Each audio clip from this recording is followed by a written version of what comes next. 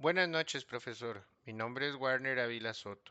Hoy es martes 4 de marzo de 2025 y esta es la cuarta actividad de aprendizaje. Sujeto activo. Tipos de administración tributaria. El sujeto activo en el derecho tributario es el ente encargado de la recaudación y administración de los tributos, es decir, quien tiene el derecho de exigir el cumplimiento de las obligaciones tributarias. Se distingue entre varios tipos de administración tributaria según el nivel de gobierno y la legislación aplicable. Tal es el caso de las municipalidades. Son las entidades encargadas de la recaudación de tributos locales como el impuesto predial, el impuesto sobre actividades económicas y otros tributos municipales.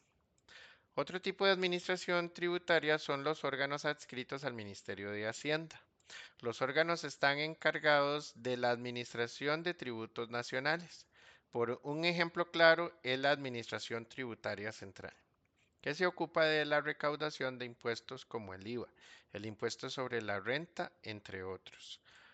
Órganos establecidos por leyes específicas. A veces existen entes tributarios establecidos para la gestión de impuestos especiales o específicos, por ejemplo, el sistema aduanero que administra los tributos aduaneros o el organismo regulador del mercado de valores para la recaudación de impuestos sobre valores. Sujeto pasivo. Contribuyentes y responsables. El sujeto pasivo es quien tiene la obligación de pagar el tributo o quien se encuentra obligado a cumplir con las disposiciones tributarias. Los sujetos pasivos pueden ser contribuyentes. Son las personas físicas o jurídicas que tienen una relación directa con el hecho generador del tributo, es decir, que realizan la actividad que origina la obligación tributaria. Por ejemplo, una empresa que vende productos y debe ganar el IVA y debe pagar el IVA generado por sus ventas. Responsables son aquellas personas o entidades que, aunque no sean los contribuyentes directos, deben cumplir con la obligación tributaria en lugar de los contribuyentes por diversas razones. Por ejemplo, los responsables solidarios pueden ser personas encargadas de administrar los tributos en una empresa, como los gerentes o directores. Aspecto material. El aspecto material del tributo hace referencia al hecho imponible o la situación o acto económico que origina la obligación tributaria. En otras palabras, el evento que da lugar a la imposición del tributo.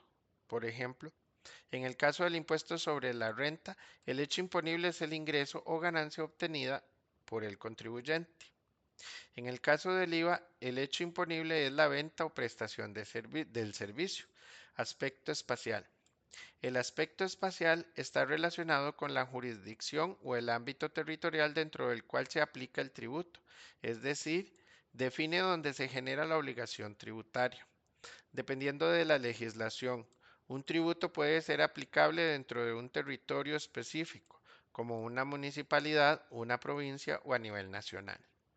Por ejemplo, el impuesto predial solo se aplica a bienes inmuebles dentro de una jurisdicción municipal específica.